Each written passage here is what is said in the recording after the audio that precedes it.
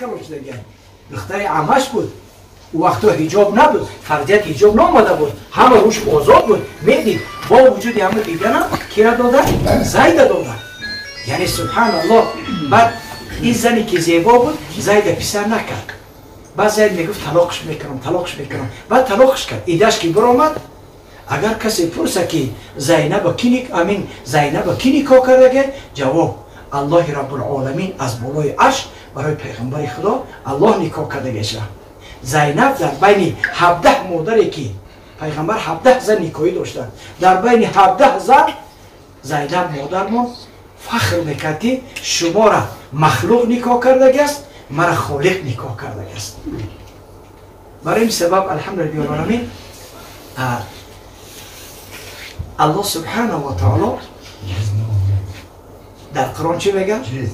وقتی که زنی پسرخوانش گرفته در بین مردم دیگه فتنه‌گرا فتنه کرده که زنی پسرش گرفته الله سبحانه و تعالی همین آیه در سوره احزاب فرستاده چی گفته؟ ما کان محمد ابا احد من رجالکم ولکن رسول الله و خاتم النبیین محمد پدر هیچ کدام شما نیست محمد پیغمبر آخر زمان است یعنی در همین جا الله سبحانه و تعالی پسرخوانی را از بین برد یک پسر بیگانه برای ما پسرخوان نمیشد یک زن بیگانه برای ما مادرخوان نمیشد خواهرخوان نمیشد این کار در اسلام حرام است زن بیگانه اگر مادرخوان هم بگیری در تو مادر نمیشد خب دختر بیگانه در تو دخترخوان نمیشد اگر ما شما قرآن نظر بکنیم سوره مجادله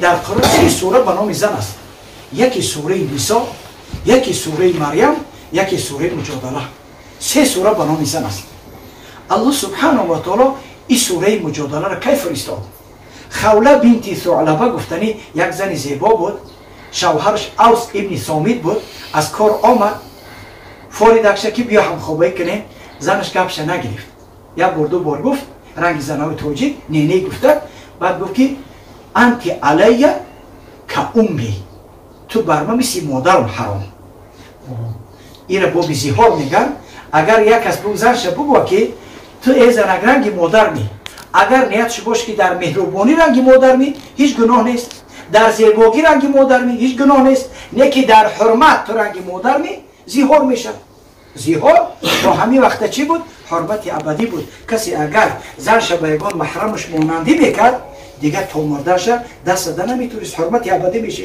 وقتی که این اوس ابن صامت گفت که تو رنگ مادرم در من حرام سبحان الله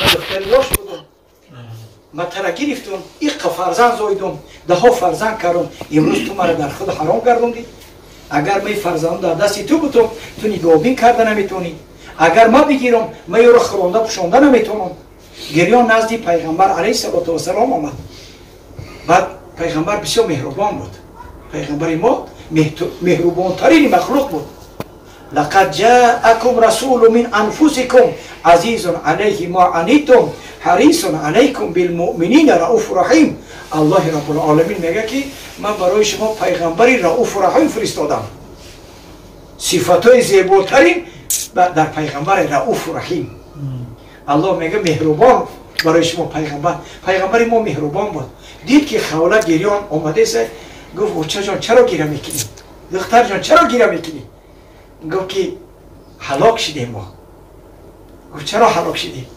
گفت که شوهرم گفت که ترنگ مادرم در ما حرام گفت کاری خوب نکرده حرام ابدی شد دیگه نمیشه گفت نکاح نمیشه گفت یا رسول کاری مرا حل کن من ایقا فرزند چه میپرتم گفت نه مادر جان نمیشه گفت حرام ابدی شدی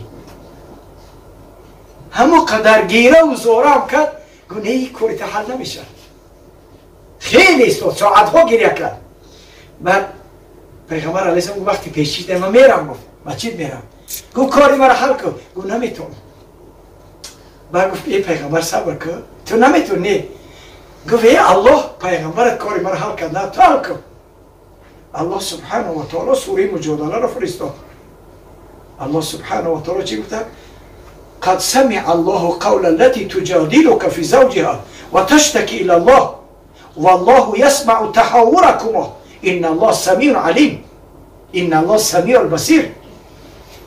الله گفت که ای محمد علیه السلام من صحبت شما را گوش کردم، دیدم شکایت ایرم گوش کردم. بعد الله سر میکنه این شوهری این خوله که گفت که رنگ مادری من، این زنش مادری وی شیده نمیتونه، این مادری وی شیده نمیتونه. مادری او کسی است که او را زایاند، این وی را نزایده. بعد حکم میرونه برای این دست زدن نمیتونه. تو یک غلام آزاد نکنه، اگر قوتش نمیرسه 60 روز روزه بگیره، اگر 60 روز هم نتونه 60 مسکین طعام میده. بعد با همسرش هم خوابی کرده میتونه، طلاق خیلی نمیشه.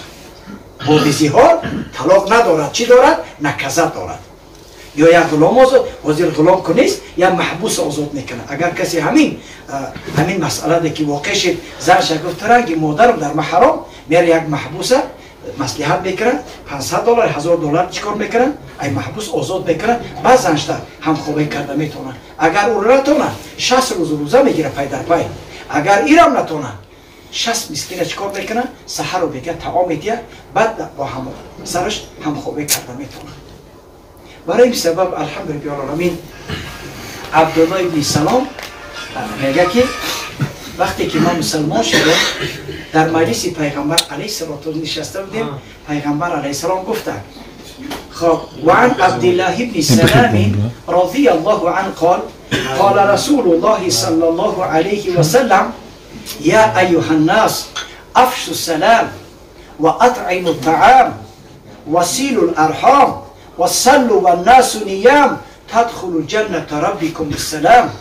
پیغمبر علیه السلام گفت که ای مردم وقتی که شما یک خانه در آمدید یا که خانه خودتون در آمدید، در خانه‌تون هیچ کس هم نباشه، زنتون بلند چی بگید؟ السلام علیکم و رحمت الله و برکاته.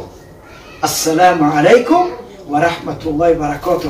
جوانان عزیز شما مشق کنید در پیش آینه السلام علیکم.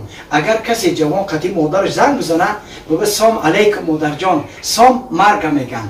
پیغمبر علیه السلام با سیاه‌دانه است که پهلوان در حق سیاه‌دانه چی میگن؟ با 4 تومین میگن روزا.